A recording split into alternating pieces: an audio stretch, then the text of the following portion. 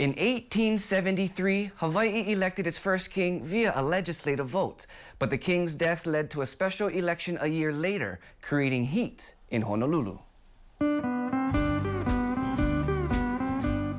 In February of 1874, a special legislative session was called to elect a new monarch, requesting legislators to gather at the Honolulu Courthouse. The top runners in the election were then Prince David Kalākaua and Queen Emma, the widow of King Kamehameha IV. It took only 9 days to start the session. Legislators casted their secret ballots while hundreds of people gathered outside the building. Despite Queen Emma being more popular with the people, she lost the legislative vote, receiving only 6 votes, while Prince Kalākaua received 39, winning him the throne.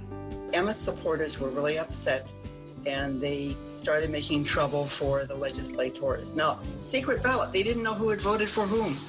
I guess they could have suspected, but they started beating up on people. They went into the building, they trashed parts of the building, they broke windows, they threw a legislator out of the window. Many people were injured and a legislator died of his injuries. The Royal Guard had been disbanded and the Honolulu police were little to no help.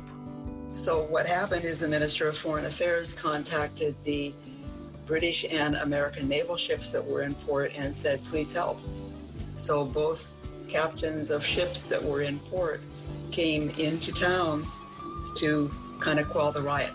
After the chaos calmed, King David Kalākaua became the 7th monarch of the Hawaiian Kingdom and received congratulatory letters from leaders around the world, including Great Britain, France, Russia, and Japan.